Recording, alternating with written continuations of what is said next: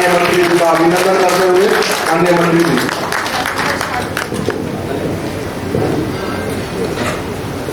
Bharat Ratna doctor बाबा साहब अम्बेडकर जी को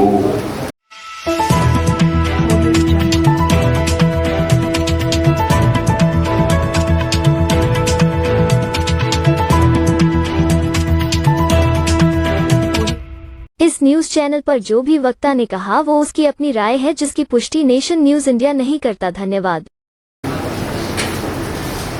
उनके जयंती के अवसर पर मैं उनको अभिवादन करता हूँ। महामानव तथागत गौतम बुद्ध जी को प्रणाम करता हूँ और मैं लेता रहूंगा बाबा साहब अम्बेडकर जी की आम। मैं लेता रहूंगा बाबा साहब अम्बेडकर जी की आम और मजबूत करता रहूंगा भारत का संविधान। बाबा साहब तो है हमारी जान, बाबा साहब तो है हमारी जान। हम बढ़ाते रहेंगे देश की शान। मेरा हमेशा रहेगा BSNL की तरफ ध्यान। मेरा हमेशा रहेगा BSNL की तरफ ध्यान, क्योंकि मैं हूँ जय हिंद का स्ट्रॉन्ग मैन।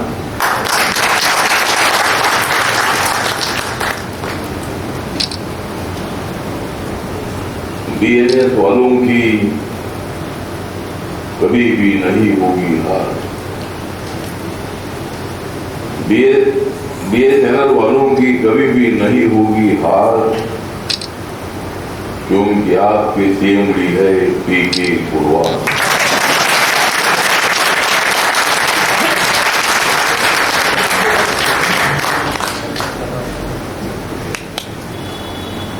आपका जरूर होगा अच्छा काम। आपका प्रमोशन का और दूसरा जरूर होगा अच्छा काम, क्योंकि SC/ST एसोसिएशन के महामंत्री है NT राम।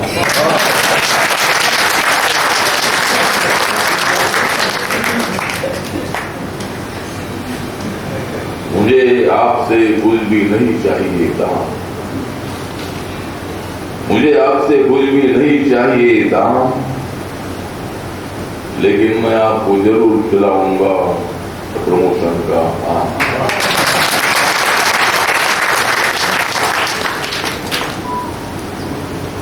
जो आदमी बहुत ही है रॉयल, जो आदमी बहुत ही है रॉयल, उनका नाम है RK गोयल।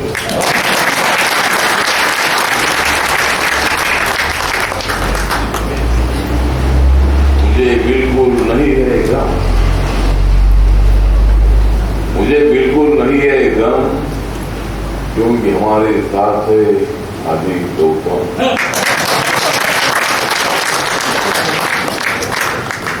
तो आज आप SC/ST वेलफेयर एसोसिएशन की ओर से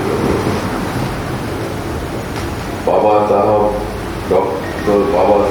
डॉक्टर भीमराव अम्बेडकर जी की जयंती हर साल की तरफ इस साल भी आपने मनाई है और हमें गर्व है कि आप पढ़े लिखे लोग बाबा साहब की याद रखते हैं। बाबा साहब अम्बेडकर जी ना होते तो हमारा क्या होता हमें मालूम नहीं। बाबा साहब अम्बेडकर जी ने जिंदगी में बहुत बड़ा संघर्ष किया है। बाबा साहब अम्बेडकर जी सातारा के स्कूल के बाहर बैठकर बाबा साहब ने पढ़ाई की है। बाबा साहब जब कोलंबिया यूनिवर्सिटी में पढ़ाई करते थे तब वो एक दिन में 18 घंटा वहाँ आधे पाव के टुकड़े पर 18 घंटे किताबें पढ़ते थे। लंदन स्कूल ऑफ इकोनॉमिक्स में जब बाबा साहब अम्बेडकर जी ने पढ़ाई की तो बाबा साहब अम्बेडकर जी ने 1923 को प्रॉब्लम ऑफ द रूपी नाम का प्रबंध लिखा था। उसको 100 साल पूरे हो रहे हैं और प्रॉब्लम ऑफ द रूपी में बाबा साहब अम्बेडकर जी ने इंडिया की इकोनॉमी कैसी अच्छी होनी चाहिए। डॉलर का भाव तो बढ़ता जा रहा है, पाउंड तो बढ़ता जा रहा है, लेकिन अपने रुपीज की कीमत भी बढ़नी चाहिए। इसके लिए बाबा साहब ने वो प्रबंध लिखा था। और देश में करप्शन नहीं होना चाहिए। देश में काला धन ज्यादा बढ़ता रहेगा तो सरकार के पास पैसा कम आएगा। सरकार के पास पैसा कम आएगा तो डेवलपमेंट के लिए इतना पैसा नहीं मिलेगा। जिस तरह आपका बजट इस साल का 1,60,000 करोड़ का है, 65,000 कर्मचारी पूरे देश भर में काम करते हैं। मोबाइल की सेवा आज गांव-गांव तक पहुंच गई है। कुछ जगह पर इंटरनेट सेवा थोड़ी सी ठीक नहीं है। जब पहाड़ों में जाते हैं तब हम भी हमेशा घूमते हैं तो अचानक मोबाइल बहुत हो जाता है। तो हमारे सीएम जी ने वहां भी थोड़ा सा सर्वे कर दी। जहां इंटरनेट सेवा नहीं है वहां इंटरनेट सेवा देने का काम भी आपको करना है। और जो आप प्रपोजल बनाएंगे, हमारी सरकार आपको जितना पैसा चाहिए उतना पैसा देने के लिए तैयार है। लोगों की सेवा करना अपनी जिम्मेदारी है। और आपका डिपार्टमेंट ऐसा है कि आपका डिपार्टमेंट नहीं होता तो फिर हम एक दूसरे से बात नहीं कर सकते थे। मोबाइल आ गया, पहले जमाने में मोबाइल नहीं था। बाबा साहब अम्बेडकर जी जब अमेरिका गए थे तब रेंज नहीं था। वो समुद्र मार्गे वो जहाज से वहां गए थे। पूरे देश में प्रगति हो रही है, दुनिया में प्रगति हो रही है। अपने देश में भी बाबा साहब अम्बेडकर जी के कारण अपने को संविधान में रिजर्वेशन मिला। महात्मा गांधी जी और बाबा साहब अम्बेडकर जी के बीच में सेपरेट इलेक्टोरेट के बारे में विवाद था। बाबा साहब अम्बेडकर जी ने राउंड टेबल कॉन्फ्रेंस में बताया था कि दलितों पर अत्याचार हो रहे हैं, देश में समानता नहीं है और हमारे लिए सेपरेट इलेक्टोरेट होना चाहिए। सेपरेट इलेक्टोरेट का मतलब था कि जहां दलित कैंडिडेट है, दलित आदिवासी कैंडिडेट है, उनको दलित और आदिवासी लोग वोटिंग करेंगे और वो उनको चुन कर देंगे। जनरल कैंडिडेट के लिए सभी वोटिंग करेंगे। लेकिन महात्मा गांधी जी जब पुणे की अरोड़ा जेल में थे, आजादी का आंदोलन महात्मा गांधी जी ने बहुत ही ताकत से लड़ा था और बाबा साहब अम्बेडकर महात्मा गांधी जी ने 9 अगस्त 1942 को अंग्रेजों को चले जाओ का नारा दिया था। अगर महात्मा गांधी जी नारा नहीं देते थे, अपना आंदोलन और भी ज्यादा तेज ना होता था तो शायद अंग्रेज और भी 150 साल तक यहाँ रहते थे। 5-10 साल के लिए व्यापार करने के लिए आए हुए अंग्रेज यहाँ 150 साल रहे, 150 साल तक वो राज करते रहे। तो अपने देश की प्रगति आज अंग्रेजों की जरूरत नहीं है। आज देश में बहुत अच्छी प्रगति भी हो रही है, लेकिन गांव में जो गरीबी है उस गरीबी को हटाना, भूखे आदमी को पेट पर खाना देना है। हमारे नरेंद्र मोदी जी की सरकार ने 3 साल से जब से कोविड शुरू हुआ तब से 80 करोड़ लोगों को फ्री में अनाज देने का निर्णय लिया और अभी तक मतलब सभी लोगों को, 80 करोड़ लोगों को, गांव-गांव के लोगों को, शहर के लोगों को, स्लम में रहने वाले लोगों को आज भी मतलब फ्री में अनाज मिलता है। लेकिन हम सब लोगों को देश के लिए काम करना है। बाबा साहब अम्बेडकर जी ने सोशल जस्टिस के साथ साथ इकोनॉमिकल जस्टिस, एजुकेशनल जस्टिस सबको मिलना चाहिए, ये भूमिका रखी थी। बाबा साहब अम्बेडकर जी की फिलोसॉफी थी समाज में समानता प्रस्थापित करना। देश में जो जाति व्यवस्था आई है, इस जाति व्यवस्था को खत्म करना और समाज एक हो, इसी तरह की भूमिका बाबा साहब अम्बेडकर जी की थी। और आज समाज में प्रगति भी हो रही है। शहरों में अनटचेबिलिटी बहुत सारी कम हो चुकी है, लेकिन कुछ गांवों में आज भी दलितों को मंदिर में एंट्री नहीं होती है। बड़े बड़े मंदिरों में भी एंट्री है, लेकिन गांव के किसी मंदिर में अगर कोई दलित जाता है तो उसका विरोध किया जाता है। गांव में अगर सवर्ण लड़के के साथ कोई हमारे लड़के का प्यार होता है तो उनके ऊपर हमले होते हैं। हमारा आदमी अगर कोई अच्छी जमीन खरीदता है, कोई अच्छा बिजनेस करता है तो कुछ लोगों को अच्छा नहीं लगता है, लेकिन बहुत सारे लोग दलितों को सपोर्ट करने वाले भी है।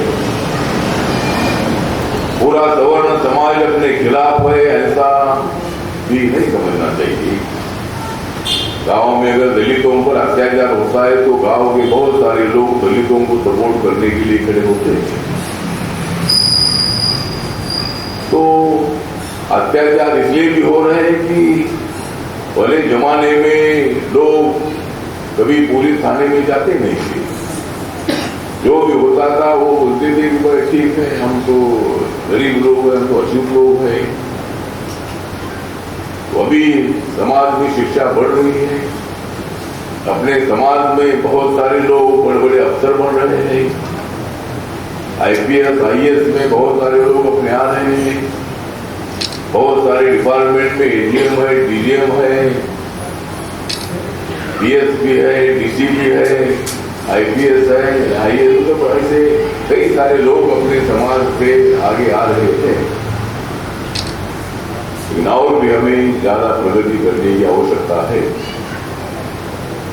सरकारी नौकरियां तो देने का एक बहुत ही अच्छा निर्णय माननीय नरेंद्र मोदी जी ने लिया।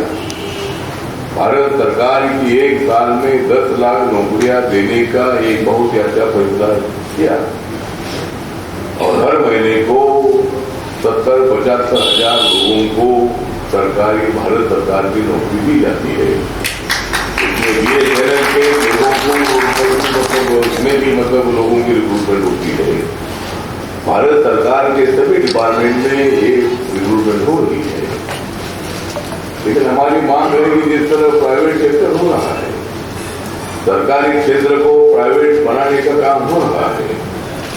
सरकार के पास उतना पैसा नहीं, इसीलिए सरकार अच्छा डेवलपमेंट के लिए कोशिश कर रही है, लेकिन उससे हमारे रिजर्वेशन पर इम्पैक्ट नेगेटिव हो रहा है। तो अगर आपको प्राइवेट सेक्टर करना है तो करिए, लेकिन उसमें 51% भागीदारी भारत सरकार की होनी चाहिए। 49% के लिए अगर आप जनरल कोई बिजनेस वालों को लेते हैं तो ठीक है, 51% अपनी भागीदारी रहेगी तो रिजर्वेशन रहेगा। या फिर प्राइवेट सेक्टर में रिजर्वेशन देने का निर्णय सरकार ने लेना चाहिए। हमारी तरफ से मांग है, मैं सरकार में हूं, लेकिन समाज के तरफ से मेरी भी मांग है।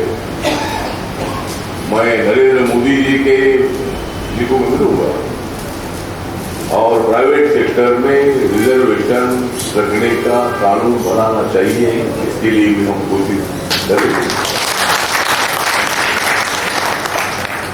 जिस तरह हमारे एनडी राम जी ने बताया कि भाई 14 अप्रैल की छुट्टी होनी चाहिए, जरूर उसके लिए हम कोशिश करेंगे। उसके लिए भी छुट्टी होती है, लेकिन बाबा साहब अम्बेडकर जी के बारे में आज चाहे कोई भी जाति का, धर्म का अधिकारी हो, नेता हो, उद्योगपति हो, सब लोग बाबा साहब अम्बेडकर जी के बारे में बहुत अच्छी भूमिका रखते थे। बाबा साहब का संविधान का योगदान बहुत बड़ा है। संविधान सभा ने तो संविधान बनाया, लेकिन बाबा साहब अम्बेडकर जी 26 अलीपुर रोड जो दिल्ली में है, वहां रात रात जागते थे। 3-3 बजे तक बाबा साहब अम्बेडकर जी सेंट्रल हॉल में संविधान सभा में जो प्रस्ताव पारित होते थे उसको लिखने का काम करते थे, ड्राफ्ट बनाने का काम करते थे। और जब 26 नवंबर 1949 को बाबा साहब अम्बेडकर जी ने संविधान का ड्राफ्ट जब डॉक्टर राजेंद्र प्रसाद और पंडित जवाहरलाल नेहरू को सौंप दिया, तब उनके मुंह से उद्गार निकले थे कि डॉक्टर अम्बेडकर आप ही संविधान के सही आर्किटेक्ट है, आपका योगदान हो। तो इसमें सभी का तो योगदान ही है, लेकिन बाबा साहब अम्बेडकर जी का योगदान सबसे ज्यादा इस संविधान में रहा है। और जिस तरह उल्लेख हुआ कि बाबा साहब अम्बेडकर जी ने जब वो लॉ मिनिस्टर थे, तब बाबा साहब अम्बेडकर जी ने जो महिलाएं थे, चाहे ग्रामीण महिला हो, ओबीसी महिला हो, दलित महिला हो, आदिवासी महिला हो, तो महिलाओं को समानता मिलनी चाहिए, न्याय मिलना चाहिए, उनके ऊपर बहुत अन्याय होता है। इसीलिए बाबा साहब अम्बेडकर जी ने हिंदू कोड भी लॉ मिनिस्टर के नाते पार्लियामेंट में लाया था। लेकिन तब बहुत सारे पार्टियों ने, बहुत सारे एमपीज ने उसका विरोध किया। और इसीलिए महिलाओं को, नारी शक्ति को न्याय देने के लिए आप तैयार नहीं है तो अच्छी बात नहीं है। इसीलिए बाबा साहब अम्बेडकर जी ने कानून मंत्री पद का इस्तीफा दे दिया था। तो बाबा साहब अम्बेडकर जी नारी शक्ति की भूमिका हमेशा रखते थे। बेटी बचाओ, बेटी पढ़ाओ, बेटी बचाओ, बेटी पढ़ाओ, लेकिन समाज को आपस में मत लड़ाओ। बेटियों को पढ़ाना चाहिए। एक घर में अगर एक माँ शिक्षित होती है तो पूरी फैमिली शिक्षित होती है। और इसी तरह मतलब हमें शिक्षा की तरफ ध्यान देने की आवश्यकता है। बाबा साहब अम्बेडकर जी दलितों के मुक्ति के सर सेनानी तो थी, लेकिन बाबा साहब अम्बेडकर जी जब वाटर रिसोर्सेज मिनिस्टर थे, लेबर मिनिस्टर थे, तब बाबा साहब अम्बेडकर जी ने 8 घंटे की ड्यूटी है। महिलाओं को मतलब जब वो प्रेग्नेंट होती है तो उनके लिए छुट्टी हो, या मतलब जो बीमार होते हैं तब की छुट्टी हो, उनको मेडिकल हेल्प हो। इसी तरह के बहुत सारे नियम कानून बाबा साहब ने तब बनाए थे। और अभी मैं 14 अप्रैल को मैं दामोदर वैली में था, झारखंड में धनबाद जिले में, वहां मैथन नाम का डैम है। तो बाबा Saheb Ambedkar ji water resources minister थे, तब बाबा साहब अम्बेडकर जी ने वहां कम से कम 5 डैम बनाए थे। और बाबा साहब की संकल्पना थी कि नदी को मतलब नदी का पानी रोकना चाहिए, वहां बांध डालना चाहिए। और डैम बनने से खेती को पानी मिलेगा, जानवरों को पानी पीने के लिए मिलेगा, पंछियों को पानी मिलेगा, आदमियों को पानी मिलेगा, और उस पानी से बिजली की निर्मित होगी, करनी चाहिए। इसीलिए बाबा साहब अम्बेडकर जी ने नदी जोड़ प्रोग्राम भी उसी वक्त बाबा साहब ने बताया था। अगर तब से नदी जोड़ने का प्रोग्राम सक्सेस होता था तो आज तक देश में किधर भी सूखा पड़ने का वक्त नहीं आता था। जहाँ ज्यादा बारिश होती है वो नदी का पानी दूसरे नदी में डालकर वहां का भी इरिगेशन बढ़ाने का काम होता था, लेकिन नदी जोड़ने का प्रोग्राम अभी तक सक्सेस हुआ नहीं है। अभी माननीय नरेंद्र मोदी जी के सरकार में नदी जोड़ने का प्रोग्राम हाथ में लिया है। तो बाबा साहब अम्बेडकर जी देश के लिए काम करते थे, दलितों के लिए उन्होंने काम किया ही किया, लेकिन देश के लिए बाबा साहब अम्बेडकर जी काम करते थे। इसलिए बाबा साहब अम्बेडकर जी बहुत बड़े राष्ट्रवादी नेता थे। भारत पर प्रेम करने वाले बाबा साहब अम्बेडकर जी थे। दलितों पर होने वाले अन्य अत्याचार का अपमान सहन करने के बाद भी बाबा साहब अम्बेडकर जी अखंड भारत की संकल्पना रखते थे। बाबा साहब अम्बेडकर जी बोलते थे जात धर्म भाषा से देश सबसे इम्पोर्टेंट है, और जब देश के लिए लड़ने का वक्त आता है तो सभी ने एक साथ आकर देश के लिए लड़ना चाहिए। तो बहुत ही महत्वपूर्ण भूमिका बाबा साहब अम्बेडकर जी ने रखी थी, और इसीलिए आज बाबा साहब अम्बेडकर जी का गौरव जो है, ये गौरव पूरे देश में तो हो रहा है। लेकिन बाबा साहब अम्बेडकर जी के स्टैच्यू जब लेमन लाइब्रेरी है अमेरिका में कोलंबिया यूनिवर्सिटी में, वहां बाबा साहब का स्टैच्यू है। लंदन में बाबा साहब अम्बेडकर जी जहाँ लंदन स्कूल ऑफ इकोनॉमिक्स में पढ़ते थे, वहां जिस मकान में रहते थे वो मकान महाराष्ट्र सरकार ने खरीद लिया है 41 करोड़ में, और वहाँ बाबा साहब अम्बेडकर जी का मेमोरियल बनाया है।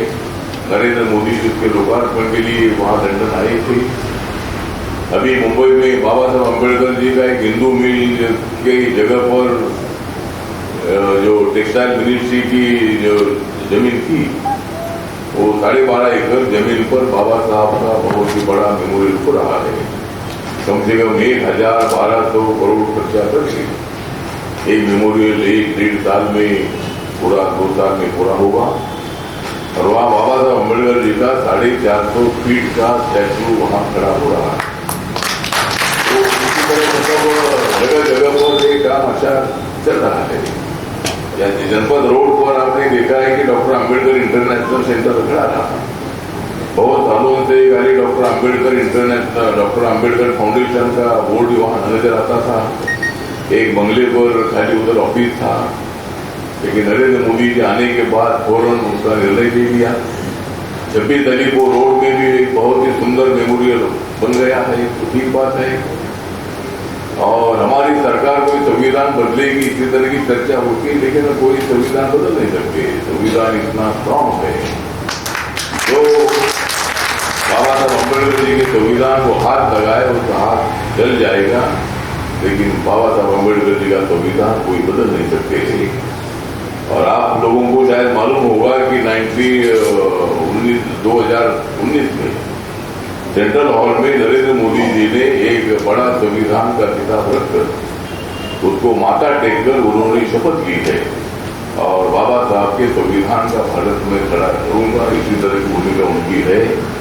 और इसीलिए संविधान बदलने की चर्चा तो पॉलिटिकल होती रहती है, लेकिन संविधान बदलने का विषय नहीं है। उसमें अमेंडमेंट की प्रोविजन है, अभी तक कई अमेंडमेंट संविधान में हो चुकी है। बाबा साहब अम्बेडकर जी और संविधान सभा ने उसमें अमेंडमेंट की सहूलत दी है। जो कानून नया बनाना है या उस कानून में कोई परिवर्तन करना है, वो अधिकार पार्लियामेंट को दे दिया है, और इसी तरह संविधान मजबूत आगे बढ़ेगा। और इसीलिए आज जहाँ आप सब लोग यहाँ मौजूद है, हमारे अजीज हुकुम जी ने भी बहुत अच्छा प्रवचन दे दिया है। उन्होंने बाबा साहब अम्बेडकर जी को देखा है, और वो मतलब बहुत ही ऐसे अम्बेडकराइट एक्टिविस्ट है। इतनी उम्र होने के बावजूद उनका आवाज आज भी इतना भन्नाट आवाज है, मतलब वो ऐसे अम्बेडकराइट हमारे लोग है, बोलने में कोई कम नहीं है। मतलब इसीलिए वो भी आज यहाँ मौजूद है। दूसरे हमारे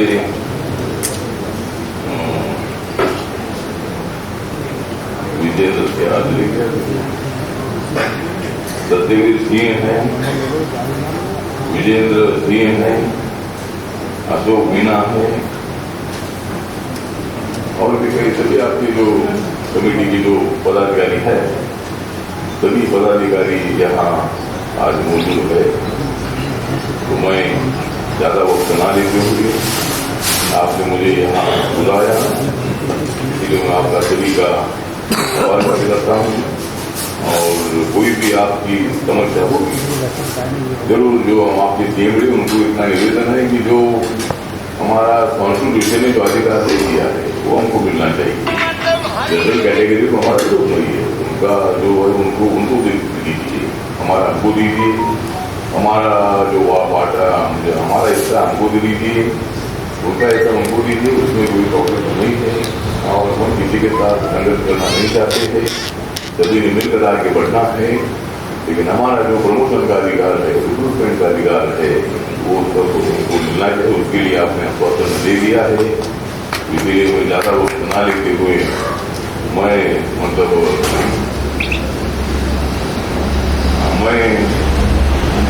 जरूर आपके पास आऊंगा कल, मैं जरूर आपके पास आऊंगा कल, क्योंकि आपका डिपार्टमेंट है PSNL। Press the bell icon on the YouTube app and never miss another update.